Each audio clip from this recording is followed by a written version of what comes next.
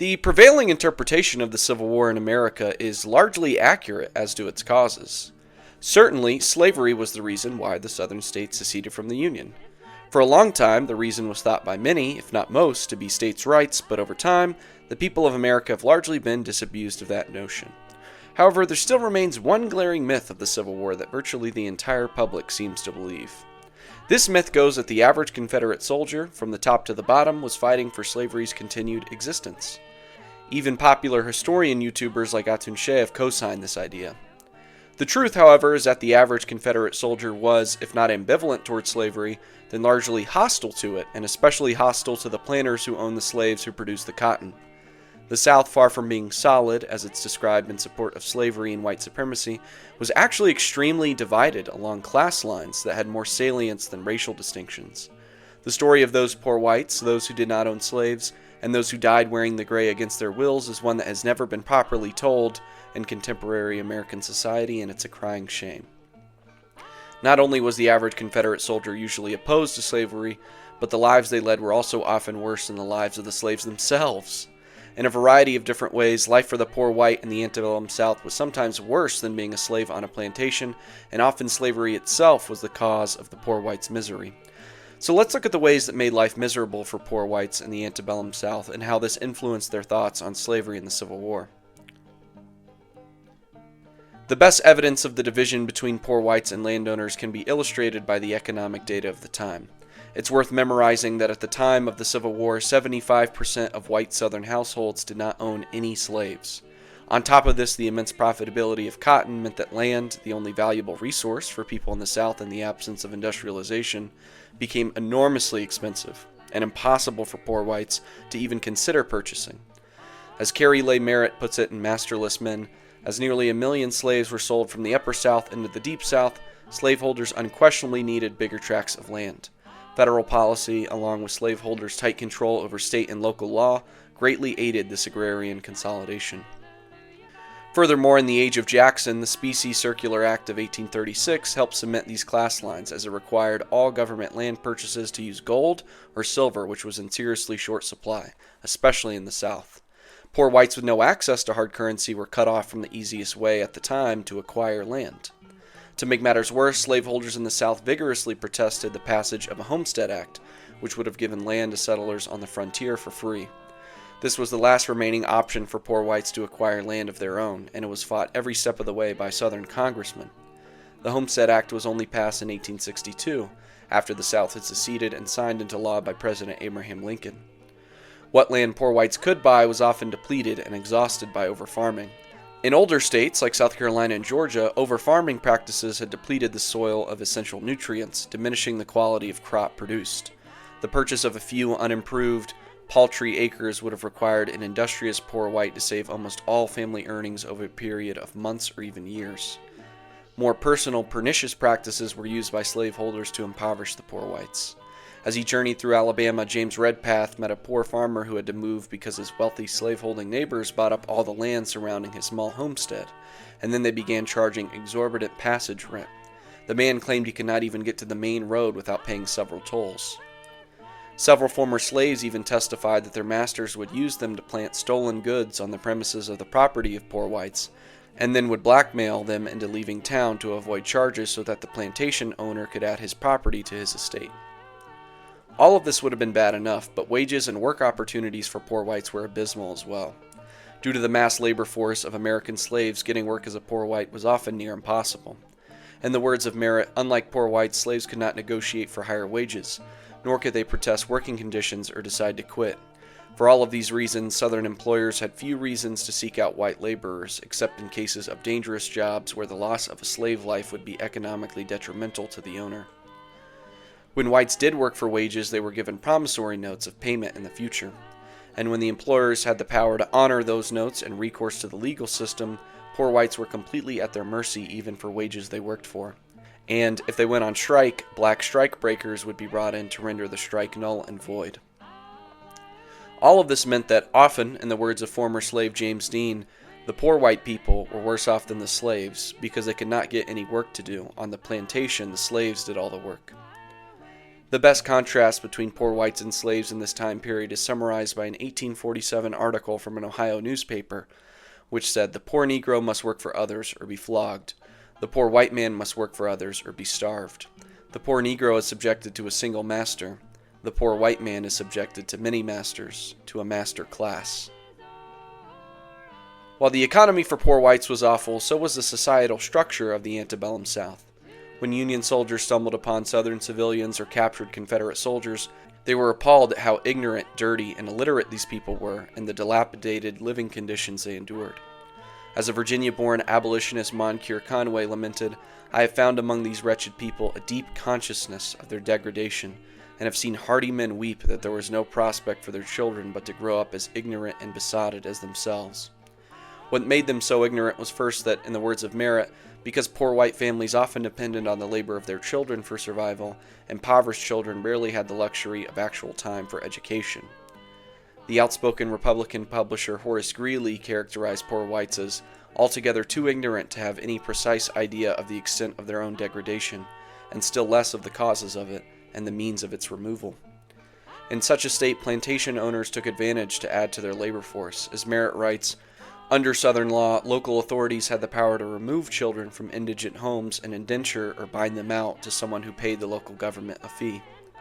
Conditions for these children was often rough, as in the case of 6-year-old John Nickel, who was beaten to death by his employer." Another aspect of this hellish life was the conditions of women. With the men in this class being so humiliated, ignorant, and directionless, they often drank heavily and beat their wives or left their families. Many had to resort to prostitution to feed their families, and others suffered sexual assault from their employers. As the South was a society predicated on violence and domination, rape and other forms of sexual assault were common.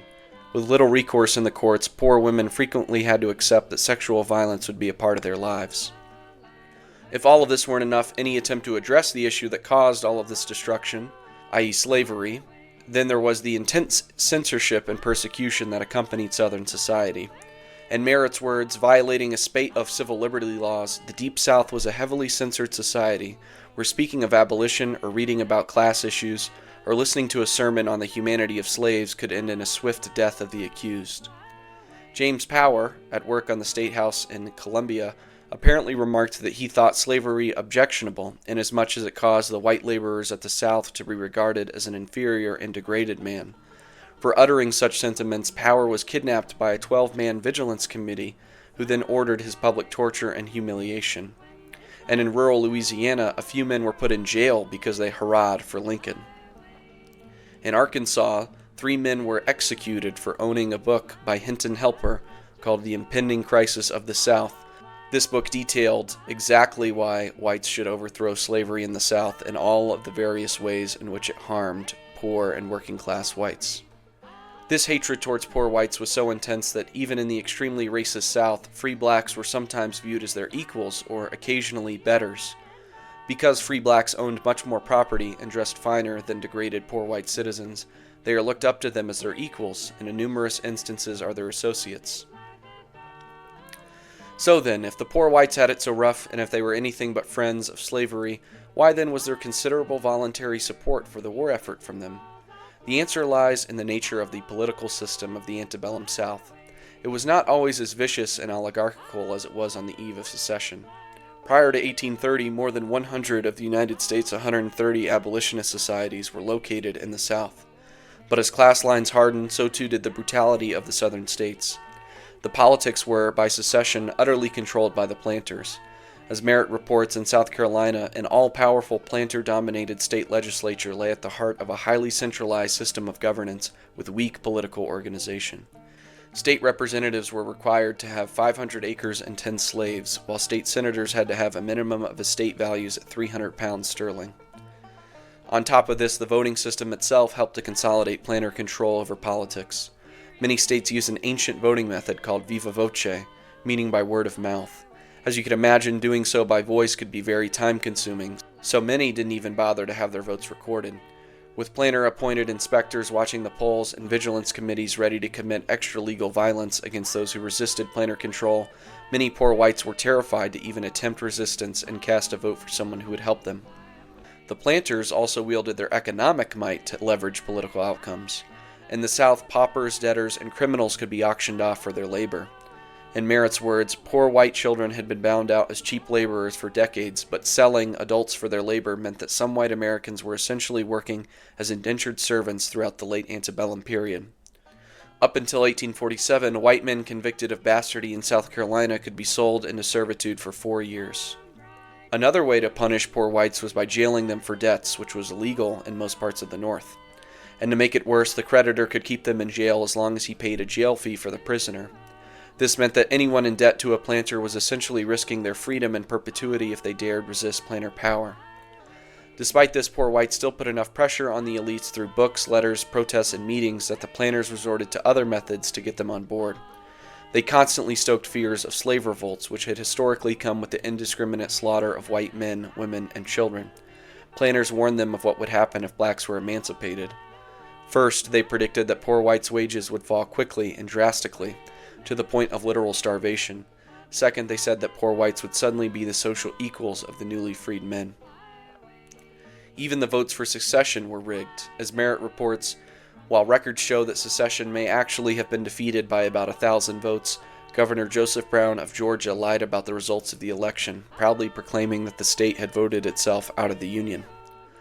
With secession accomplished and poor whites threatened with death and torture if they evaded the draft, and told that the Yankees were coming to kill their families and set the slaves free to enact race war, many whites signed up for the Confederate war effort. Many also were drafted and dragooned into the army, leaving their wives and children at home to fend for themselves. There's an interesting anecdote about the poor whites in the Confederate Army. After the Battle of Fort Donelson, Yankees described the impoverished men as pinched and hungry, as if they had been upon short commons for months. Many of them do not hesitate to declare that they were forced or deluded into taking up arms. The most false and abominable representations were made to them, and being unable to read, they were not able to detect the baseness of the men who led the rebellion. Some of the Confederate soldiers had never even seen the American flag in their entire life until they saw it flying over Vicksburg when Grant captured the city. Near the end of the war, as the South began to lose its grip, poor whites deserted by the hundreds of thousands. Before, they would be summarily executed for doing so, but as the Union gained a bigger foothold, it became safer to flee. Eventually, the North won the war, and the poor white was brought into a new world, free from much of his former oppression. But as we have seen with the labor movements of the late 19th and early 20th centuries, they still had a long way to go.